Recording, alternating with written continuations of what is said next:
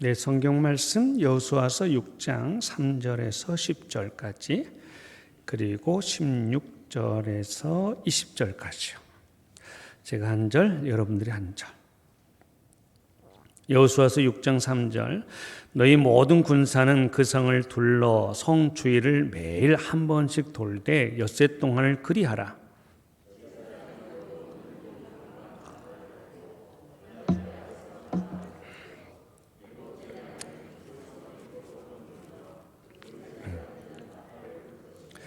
제사장들이 양각 나팔을 길게 불어 그 나팔 소리가 너에게 들릴 때에는 백성은 다 큰 소리로 외쳐 부를 것이라. 그리하면 그 성벽이 무너져 내리리니 백성은 각기 앞으로 올라갈지니라 하시매.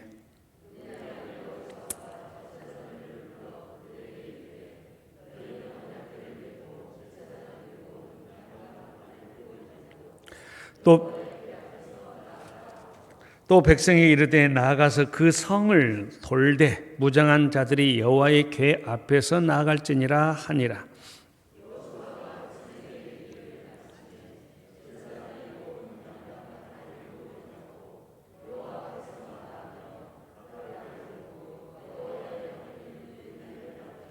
그 무장한 자들은 나팔 부는 제사장들 앞에서 행진하며 후군은 궤의 뒤를 따르고 제사장들은 나팔을 불며 행진하더라.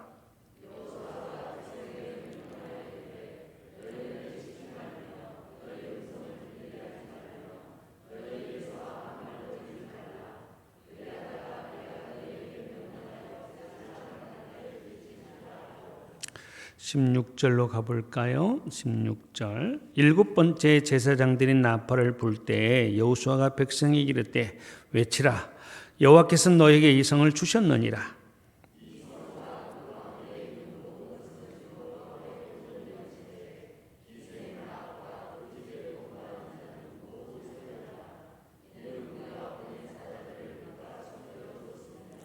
너희는 온전히 바치고 그 바친 것 중에서 어떤 것이든지 취하여 너희가 이스라엘 진영으로 바치는 것이 되게 하여 고통을 당하게 되지 아니하도록 오직 너희는 그 바친 물건에 손대지 말라.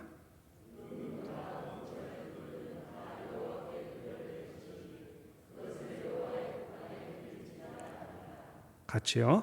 이에 백성은 외치고 제사장들은 나팔을 불매 백성이 나팔 소리를 들을 때 크게 소리질러 외치니 성벽이 무너져 내린지라. 백성이 각기 앞으로 나아가 그 성에 들어가서 그 성을 점령하고. 아멘. 아버지 하나님 감사합니다. 말씀이 들려지게 하시고 들려진 말씀으로 내 영혼이 춤을 추게 하여 주시오며 내 영혼이 크게 아멘으로 화답하게 되어지고 주님과의 깊은 영적인 교통을 누릴 수 있도록 하여 주시옵소서. 말씀이 들려지게 하옵소서. 아멘. 예수님의 이름으로 기도합니다. 아멘. 여러분들 알다시피 이스라엘 백성들 400년 동안 애굽에서 종살이 했죠. 하나님의 크신 은혜로 애굽에서 나와 홍해 바다를 건넜고 홍해 바다를 건너니 이게 가나안 땅이었나 약속의 땅이었나 광야 40년 믿음의 연단의 땅 광야 생활 40년을 마칩니다. 고생했던 건 맞습니다. 드디어 요단강을 건너 약속의 땅 가나안 땅에 입성된 겁니다. 비유하자면 가나안의 대문에 이른 것입니다. 그런데 아주 큰 여리고성이 이들 앞에 딱 버티고 있습니다. 하나님께서는 지도자 여호수아에게 이렇게 말씀하시는 겁니다. 여리고성의 점령 계획을 말씀하시면서 된다는 거죠. 그리고 말씀하시기를 그 성 안에 있는 모든 남녀노소 물론이고 모든 짐승까지도 다 멸하라 이렇게 명령하시는 거죠. 우리는 이런 말씀 앞에 의문이 생기는 겁니다. 그 조신 하나님께서 그 사랑이 충만하신 하나님께서 남녀노소 물론하고 짐승까지도 다 죽이라고 하시는 이 하나님을 내가 이해할 수 있겠나? 없다는 거죠. 하나님이 어떤 분이신데 이건 너무한 것 아닌가? 어떻게 성 안에 있는 모든 사람을 죽이라고 하는 거지? 아무리 여리고 사람들이 우상을 섬기고 악하다 할지라도 그 성에 있는 모든 사람을 죽인다고 하는 것이 말이 되겠나? 하나님, 멸망하기 전 구원의 기회를 이들에게 주셔야 되는 것 맞지 않습니까? 이렇게 의문을 제기해 볼 수 있죠. 합리적인 이런 의문이지 않겠습니까? 이런 의문은 우리들뿐 아니라 믿음의 조상 아브라함도 가졌던 의문이었습니다. 그러니까 오늘 본문 이 여호수아 시대로부터 450년 전에 아브라함이 제기하였던 의문이 바로 이런 의문이었어요. 멸망하시기 전 구원의 기회를 주심이 마땅하지 않겠는가 하는 거였죠. 여러분, 구약 성경 창세기 18장 말씀을 보면 하나님께서 아브라함에게 소돔과 고모라를 멸망시키겠다고 하십니다. 이때 아브라함이 하나님께 이렇게 의문을 제기합니다. 하나님, 그 성 중에 의인 50명이 있을지라도 그리하시겠습니까? 아니, 의인 50명이 있으면 멸망시키지 않겠노라 하시죠. 하나님, 의인 45명이 있으면 어떻게 하시겠습니까? 의인 45명이 있다 한다면 그 성을 멸하지 아니하겠노라. 하나님, 40명이 있다 한다면, 30명이 있다 한다면, 20명이 있다 한다면 하나님, 한 번 더 구하겠습니다. 의인 10명이 있다 한다면 어떻게 하시겠습니까? 10명만 있어도 그 성을 멸하지 아니하겠노라. 여기서 말하는 의인이란 아브라함처럼 위대한 믿음을 가진 사람을 말하는 거 아닙니다. 우상을 섬기지 않고 단지 하나님을 섬기는 사람을 말하는 거죠. 소돔과 고모라에 살고 있었던 아브라함의 조카 롯은 사실 믿음이 좋은 사람이었나요? 그렇지 않았습니다. 창조주 하나님을 믿는 믿음을 가졌지만 큰 믿음을 가졌다라고 평가할 수 있는 사람은 못 됩니다. 그런데 보세요. 그 성에 창조주 하나님을 믿는 믿음을 가졌던 롯은 구원받습니다. 하나님께서 소돔과 고모라 성을 멸망시키기로 작정하셨다 할지라도 만약 그 성에 자신을 섬겨 하나님을 의지해 그렇다면 하나님께서 그 사람을 구원해 가시는 겁니다. 하나님께서 어느 지역을 멸망시키기로 작정하셨다 할지라도 그 성에서 회개 운동이 일어나고 하나님께 돌아오는 사람들이 있다 하시면 하나님은 그 심판을 거두셨던 하나님이었음을 봅니다. 소돔과 고모라의 멸망은 어느 날 갑자기 하나님께서 뜬금없이 심판하신 것 아닙니다. 하나님께서 그 성에 회개할 기회를 여러 번 주셨던 거죠. 창세기 14장 말씀을 보면 소돔과 고모라 성은 전쟁에서 패합니다. 이 전쟁에서 패배한 소돔 성의 수많은 백성들이 포로로 끌려가게 되어졌었고 이 사실을 알게 된 아브라함이 결국 이 전쟁에 뛰어듭니다. 왜 전쟁에 뛰어드는 것입니까? 자기의 조카 롯이 포로로 끌려갔다고 하는 그 말을 듣고 전쟁에 참여하게 되는 거죠. 아브라함이 집에서 데리고 있는 하인 318명을 데리고 가서 소돔과 고모라를 이긴 연합군과의 전쟁을 시작하고 그리고 결국 승리합니다. 그리고 조카 롯과 모든 포로들을 구출해서 돌아오는데 이 소식을 들은 소돔과 고모라 왕이 얼마나 기뻐요? 너무 기쁘고 황송해서 영접하러 나옵니다. 바로 그때 또 누가 등장하는 거죠? 제3의 인물이 등장하는데 창세기 14장 18절 말씀을 보면 살렘왕 멜기세덱이 떡과 포도주를 가지고 나왔으니 그는 지극히 높으신 하나님의 제사장이더라 그랬죠. 하나님이 지극히 높으신 제사장 평강의 왕 멜기세덱이 등장하는 거예요. 전혀 알지 못하는 이상한 인물이 등장되어집니다. 한 번도 그 전에 이 이름이 있었나 이런 인물이 있었나 전혀 없었더랬습니다. 근데 여기서 등장합니다. 이것을 히브리서 7장 1절에서 3절은 이렇게 증언하고 있어요. 한번 보실까요? 1절. 이 멜기세덱은 살렘 왕이요 평화의 왕이요 지극히 높으신 하나님의 제사장이라 여러 왕을 쳐서 죽이고 돌아오는 아브라함을 만나 복을 빈 자라. 2절 시작.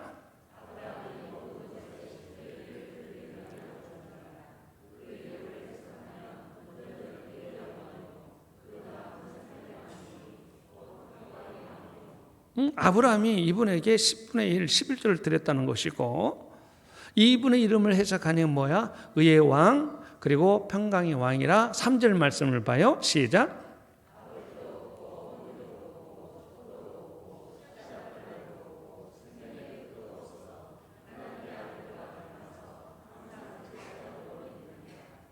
스스로 있는 자라는 거죠.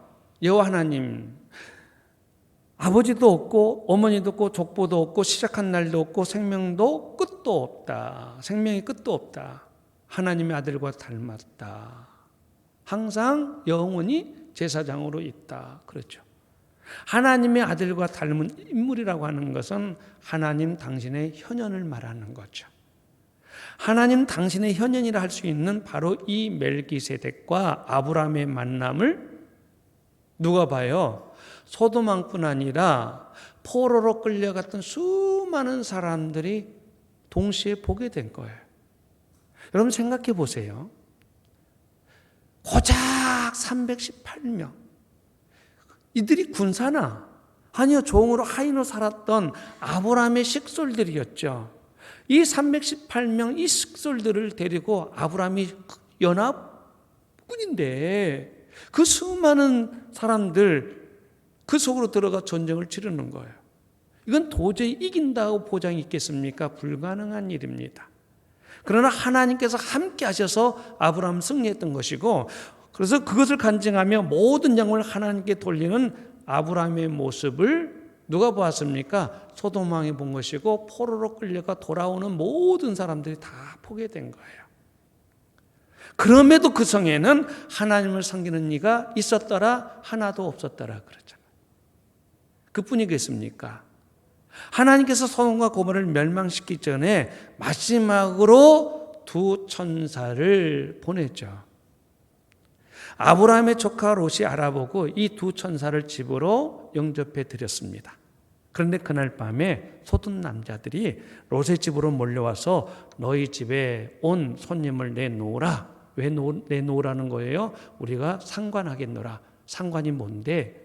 언어적으로 보면 성관계 맺겠다. 이거 기가 막힌 일이 어디 있어요? 남자가 남자의 몸을 취하여 성관계를 맺겠다고 하니, 그래서 이때 롯이 제안을 합니다. 부탁 간청을 합니다. 이것이 또 모순이 있지 않아요? 큰 소리치고 왜 나가라 그래야 돼요. 이 못된 것들아 그러면서 크게 소리치면서 뭐 내쫓아버려야 되는데 부탁하고 또 부탁을 해요.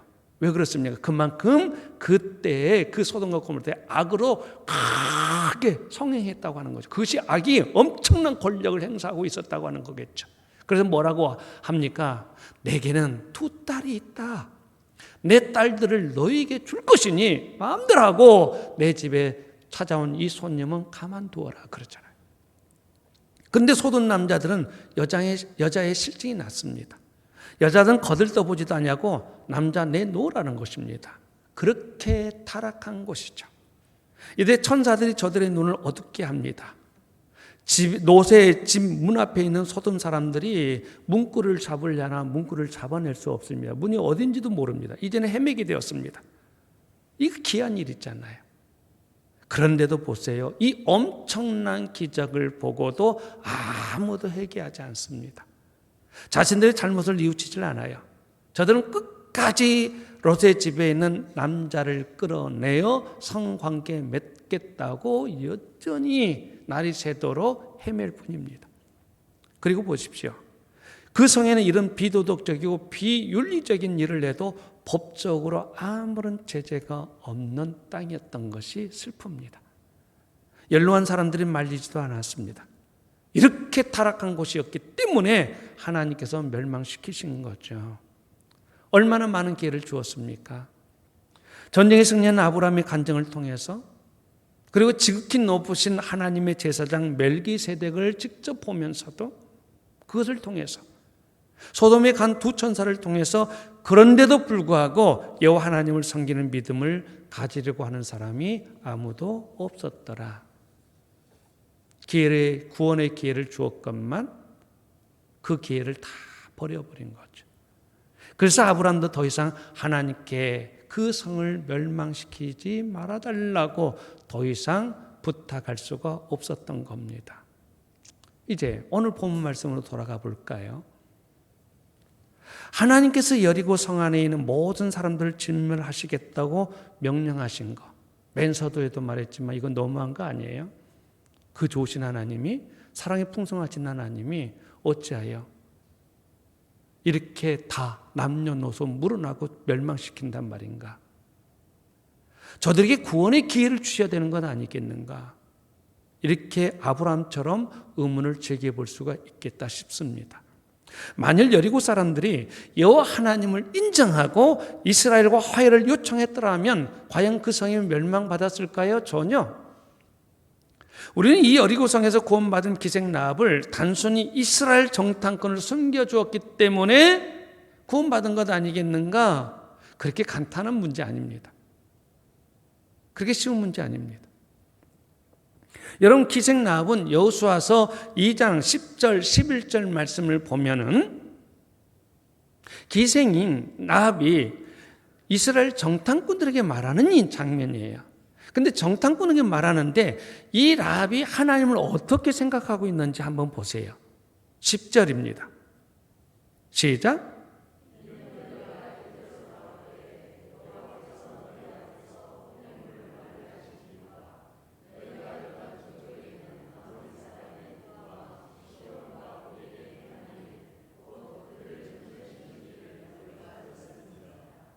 들었다는 거잖아. 뭘 들어? 너희의 하나님 여호와께서 너희 앞에서 홍해물을 마르게 하신 일 들었다는 거잖아요. 뭘 들어? 요단 저쪽에 있는 아모리 사람의 두 왕 시온과 옥에게 행한 일, 그 민족을 멸절시키신. 여기는 이런 뜻이 있어요. 이스라엘 백성들 평생 종으로 살다가 군사훈련 받았겠습니까? 어쨌든 전혀 오합지졸인 이스라엘 백성이 그렇게 단단하고도 큰 민족이라 할 수 있는, 그 당시 큰 민족이라 할 수 있는 이 민족을 멸절시키신 거, 누가 멸절시켰다? 하나님이 멸절시켰다는 것을 들었다는 거예요. 자, 11절 시작.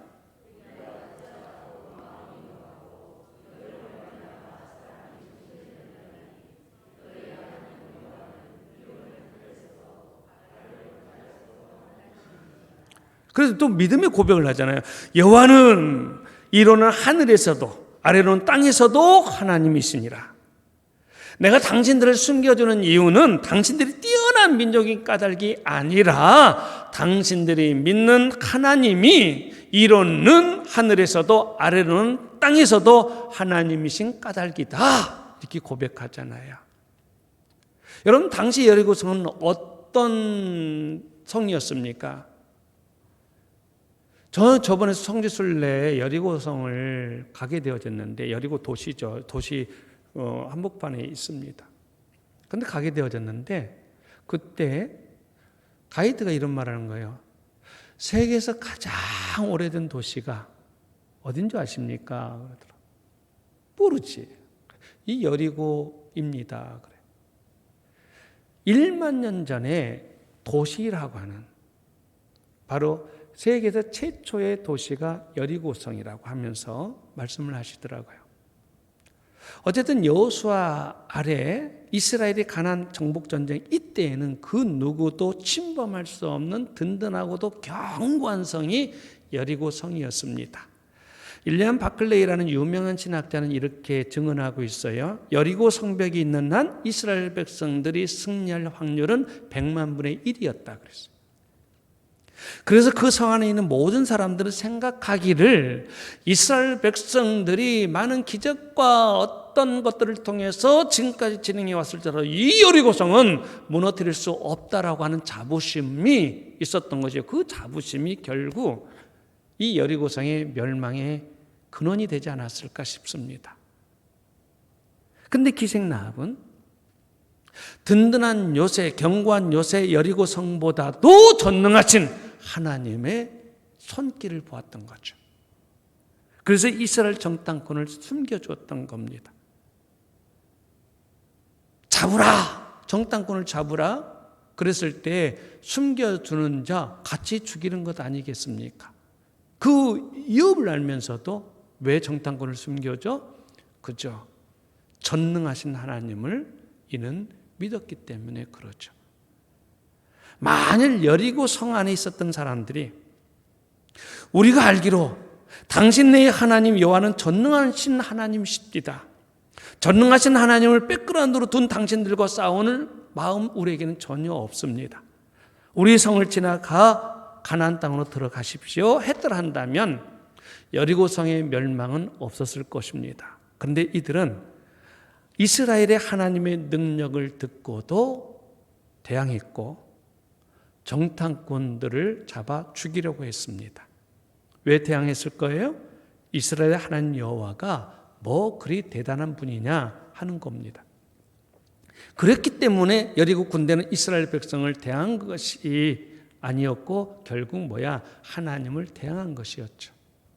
하나님께서는 여리고성에도 많은 기회를 주셨더랬어요. 기생인 나합의 이야기를 들어보면 많은 기회를 준 것 아니겠습니까?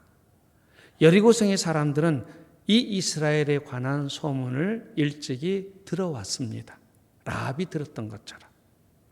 기적적으로 애굽에서 나온 그 놀라운 사건들 10가지 재앙을 통해서 하나님이 애굽에서 이스라엘 백성들을 빼내온 이 사건들을 들었던 거고, 홍해를 배 한 척 없이 마른 땅 밟듯이 건너온 사건을 들었던 거고, 이스라엘 백성들이 애굽에서 나올 때 무기를 가지고 나온 것도 아니고 군사 훈련을 갖추고 나온 것도 아닐진데 여러 전쟁에서 승리했다고 하는 이야기도 들었던 거고, 그래 기적들을 이 기생나합이 들었던 것입니다.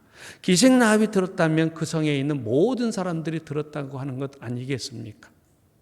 그리고 가장 결정적인 것은 바로 얼마 전에 이스라엘 백성들이 요단강을 건넜는데 배 한 척 없는데도 요단강을 건넜다고 하는 것입니다. 어떻게? 강이 갈라져 마른 땅을 밟고 건넜다고 하는 것입니다. 요단강은 여리고성과 가까이 있는 강입니다. 어쩌면 이스라엘 백성들이 여리고성으로 온다는 소식을 듣고 요단강을 건너지 못하게 하려고 여리고 사람들이 그 요단강에 있는 배들을 다 파손시켰을 거란 생각을 해봅니다. 그런데도 배 한 척 없이 이스라엘 백성들 요단강 건넜습니다. 이 사건은 여리고성이 가까이 있는 까닭에 직접 목격하고 와서 보고했을 확률이 있습니다. 이 얼마나 놀라운 기적입니까? 자, 이 정도면 하나님을 인정해야 되지 않겠습니까? 그런데 화해하지 않습니다. 하나님을 인정하지 않습니다. 이처럼 여리고성에 수없이 많은 구원의 기회를 주셨으나 그들은 하나님을 알려고 하지 않았습니다. 그래서 하나님을 인정한 기생나합과 그녀의 말을 듣고 찾아온 같이 있게 되어서 구원받은 부모, 형제, 친족들이 있는 거죠. 그런데 기생나합이 끝까지 여호와 하나님을 신뢰한다고 하는 것은 여러분 한번 생각을 해보세요. 쉬운 일이었을까? 쉬운지 않습니다. 정탐꾼이 떠나고 나서 라합은 부모, 형제, 친족들에게 가서 이 사실을 전합니다. 그런데 이 사실을 전한다고 하는 것 또한 쉽지 않습니다. 왜냐하면 그녀의 직업이 뭐예요? 기생. 원어 성경을 보게 되면 창기, 몸 파는 여자라는 거죠. 가족들이 모두 꺼려하는 직업을 가진 여인 아니겠습니까? 이가 가서 아무리 설득을 한다 한들 과연 설득이 되겠습니까?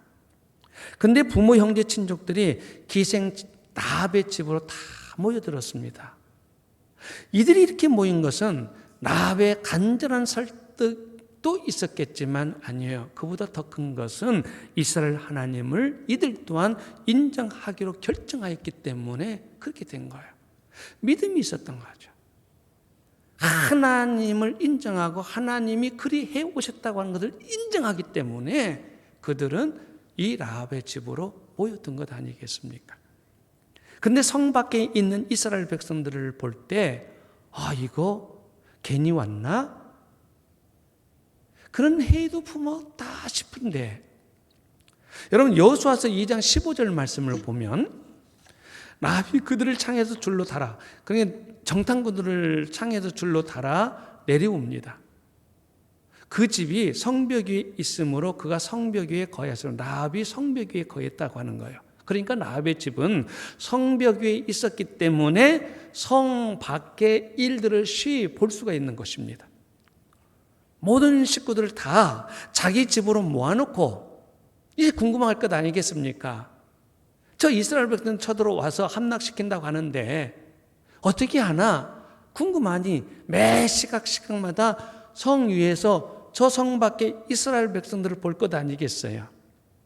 그런데 성을 한 바퀴 6일 동안 돌다가 제7일에는 7번을 돌고 난 뒤 큰 소리를 외치면 여리고성이 무너진다고 하는 것은 여호수아만 알고 있었지, 여리고성 안에 있는 라합, 기생 라합과 그의 식구들을 알고 있나요? 모르잖아요.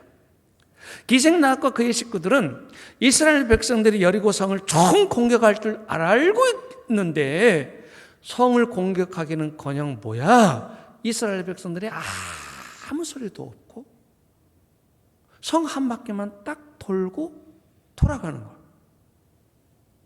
라합과 그의 식구들은 참으로 의아했을 겁니다. 둘째 날 되었어요. 이스라엘 백성은 다가오더니 똑같네? 한 바퀴 돌더니만 돌아가. 셋째 날, 넷째 날, 역시나 다섯째 날, 여섯째 날 똑같이 아무 소리 없이 성만 돌고 돌아가. 여리고성 사람들, 저 이스라엘 백성들이 성을 돈다고 무너질 수 있겠는가? 누가 생각하겠습니까? 근데 돌고만 돌아가는 거야. 얼마나 기가 막혔어요? 김대길 목사 나 같으면 전혀 이게 뭐야 속았다 해서 기생 라합의 집에서 그냥 뛰쳐나왔을 것 같아요. 그럼에도 라합과 온 식구는 흔들리지 아니하고 여리고성 위에서 이스라엘 백성들을 바라봅니다. 7째 날이 됐습니다. 이스라엘 백성들이 7바퀴를 돌 때만 해도 그 어떤 역사도 일어날 것 같지는 않았습니다만 다 돈 후에 이스라엘 백성들이 큰 소리로 고함을 지르자 여리고성이 우르르 무너졌습니다. 그 거대한 성이 무너질 때 기생 라합 그리고 부모, 형제, 친족들이 다치지 아니하고 깔려 죽지 아니하고 어쨌든 이렇게 해서 기생 라합 부모, 형제, 친족들이 모두 구원받았던 겁니다. 여러분, 이 라합이나 부모나 형제, 친족들 어부지리로 구원받은 거 아닙니다. 모든 사람들에게 손가락질 받는 기생 직업인 라합의 말을 쉽게 믿을 수 없었습니다만 들려온 하나님의 소문을 듣고 여호와 하나님을 인정하였기 때문에 라합의 집에 끝까지 있었던 겁니다. 성 위에서, 성 밖에서의 모습을 함께 지켜보았을 때 이스라엘 백성들은 군사작전 짜지도 아니하고 여리고 성을 돌고 있는 모습을 보면서도 도중에 뛰쳐나가지 아니했던 이 사람들입니다. 저래 가지고 무슨 여리고성이 무너질 수 있겠는가 불평하지도 아니하고 모두 라합의 집에 있었던 것은 하나님에 대한 절대 믿음이 있었기 때문에 그리 된 것 아니겠습니까? 보세요. 비록 여리고성은 모두 멸망시키겠다고 하나님이 작정하셨더랬잖아요. 그런데 하나님을 신뢰하는 사람이 있으니 모두 멸망시키지 않냐고 신뢰하는 사람을 빼내어서 구원시키신 거예요. 그러나 마지막까지 구원의 기회를 저버린 자들에게는 멸망이 임하게 된 것이고, 자, 그러면 지금 우리는 하나님에 대해서 듣지 못했기 때문에 믿지 않는 것이 아닙니다. 오늘날도 기회는 너무나 많이 있습니다.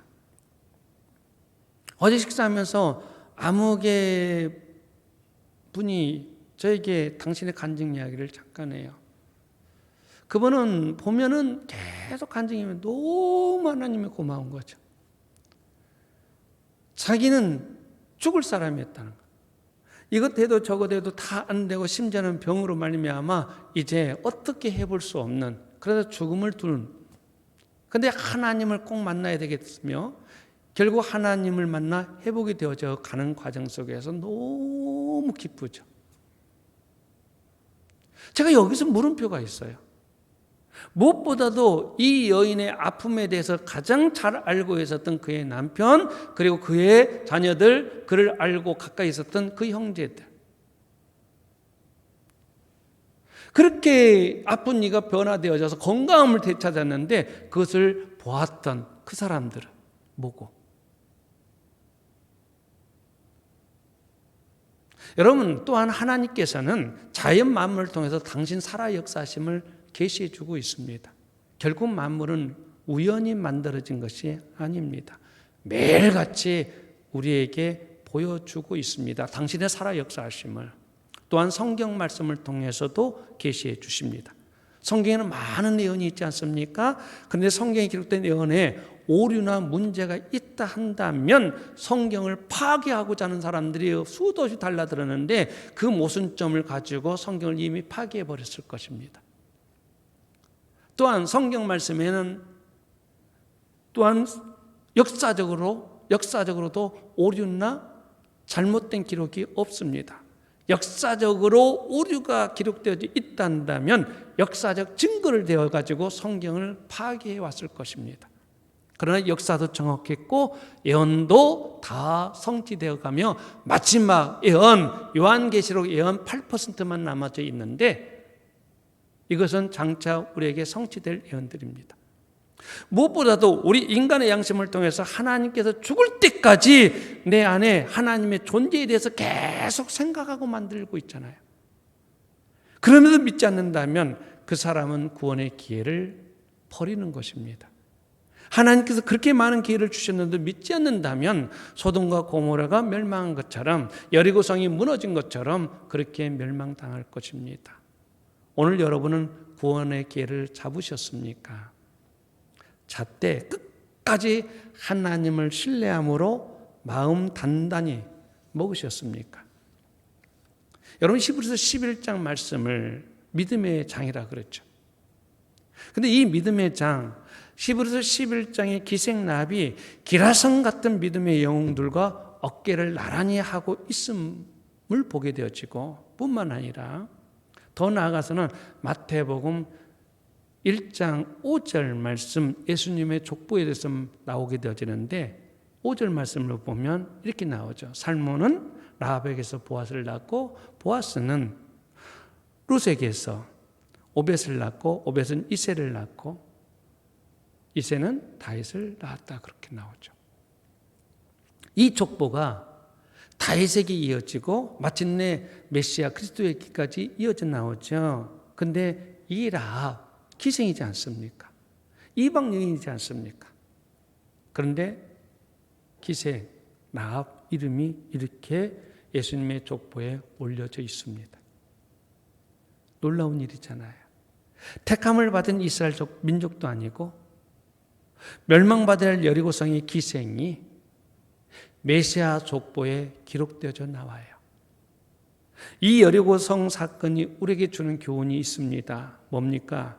이 땅에 모든 이들에게 하나님께서 수없이 많은 기회를 주었는데도 불구하고 하나님을 믿지 않는다면 이처럼 멸망받는다는 것이죠.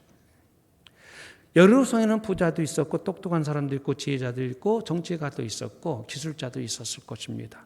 그러나 예수 믿지 못해서 멸망받았습니다. 기생인데 가장 천한 직업을 가지고 있는 여인일진데 예수 믿음으로 말미암아 구원받은 사건은 오늘 우리에게 큰 울림을 주죠.